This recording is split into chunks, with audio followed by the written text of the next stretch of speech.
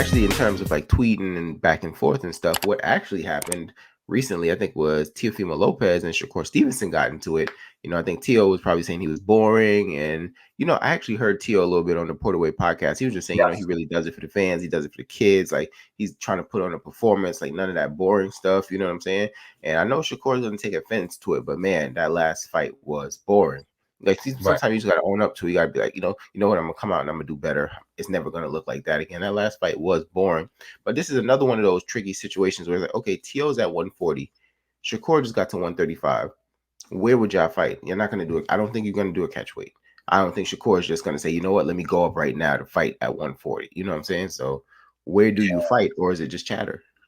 Yeah, I think at this point it's pretty it is just chatter. I think Shakur probably felt some type of way, especially because I believe Tio went into his locker room before his fight with De Los Santos. Yeah, De Los Santos. Yeah. And then, like you mentioned, Tio go to Porterway podcast and throw shots at Shakur. And then, Shakur is like, call him shiesty as a result. And they kind of go back and forth. And, Shakur is basically telling him he's a snake. And I think he just felt some type of way because he probably believed that him and Tio were friends, maybe. Right. Or they had some level of camaraderie between each other. And he kind of didn't expect that. So he was just kind of lashing out as a result. But I don't think they're really going to fight, at least not anytime soon. Mm-hmm. Right. Like you mentioned, Tio's not going to go down to fight fucking Shakur Stevenson. And Shakur Stevenson is not going to move anytime soon. Right. So, yeah, I don't know. I think it's just chatter. Yeah. Which is, I mean, it's tricky, right? Because the division seems so close, especially when someone used to be at the division, now they're in a new division. You almost feel like, if it was really that serious, could you make it one more time, or could you guys meet somewhere in the middle, which is unlikely, right? But it almost makes you so curious. It's not like, for example, when Tank and Charlos were having words, you're like, okay, there's nowhere for them to meet and fight. It just, you know what I'm saying? But like, because it's so close, it's tempting. It's like, oh, can you guys really make this happen? You know what I mean? But yeah, I think Shakur is going to stay at 135. I think Tio is going to stay at 140. I think that him and Devin is going to be like on a maybe on a collision course. But of course, like you say, you got Matias there. I know Rolly still has a belt. I don't think Rolly's going to keep that belt for very long. Maybe in March, maybe Ryan gets Rolly, and then maybe they set up Ryan and Devin. I don't know what they do, but I think like Tio, like Ryan is just kind of thrown in the equation, and right.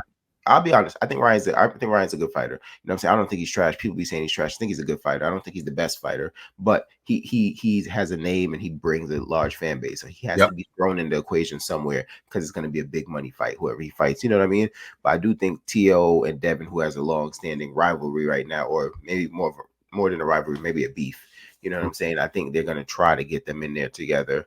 And that's interesting, because one thing Teofimo has outside of the power is just that athleticism, you know what I'm saying? And that really helps him counter-punching ability, Yes, and he's skilled also as well. Yeah, he's skilled. So, a guy like Devin Haney who will stand behind the jab and really, jab someone and make them make mistakes. You know what I'm saying? A guy like Teofimo Lopez can give him a lot of problems stylistically.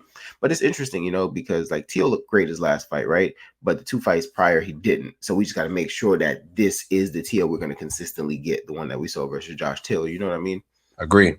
100%. Yeah. And then, of course, like you said, Matias is in there. And I know we talked about stylistically, but it's interesting because, and I could be wrong again, I thought this was Regis. I don't think that's a guy that's just going to stand on the outside and get outboxed. He's going to come in and you're going to have to really punish him to make him stop coming. Yeah, you're going to have to knock Matias out. I think Matias is more of a dog than Regis, if I'm being honest. Because crazy, because I wouldn't have I thought maybe a different kind of dogs, you know what I'm saying? But Regis saying, not to cut you off, I'm gonna let you go. But you remember that guy? It was like the smack competition. He got smacked, and he was like, "Oh yeah, he's yeah, like, oh, give me boy. You don't know, you about to find out." Like I thought, like especially just the whole lead up and how Regis came out. I'm like, oh, Regis got that getting him. You know what I'm saying? But go ahead, bro. Nah, you're right. But hindsight now, I know for a fact Matias got a chin. Like because Like Ergashev hit him with some pretty hard shots, and he just pretty kept hard shots, and he walking through. just like, oh, I'm gonna just walk through it. Yeah, And let's say, and if Devin is not punching clearly harder than Ergashev, and he's knocking out everyone. You know what I mean? yeah. Wow, he was a big puncher, so that can be dangerous.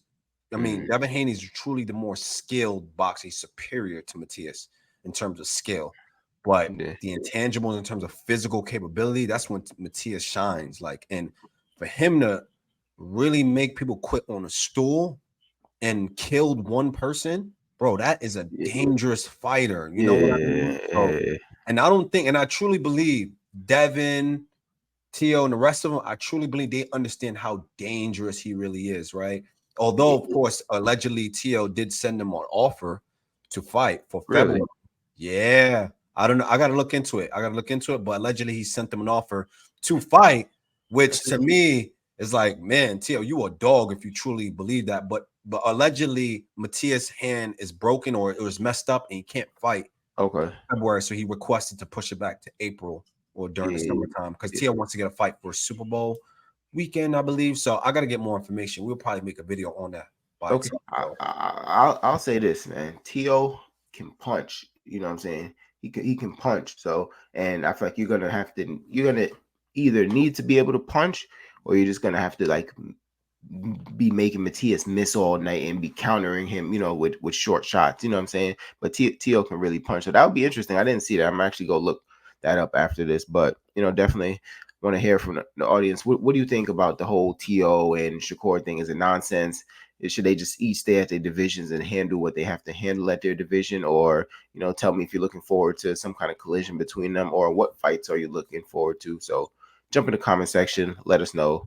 Like, comment, subscribe, 2 cents short of $1, and we're out.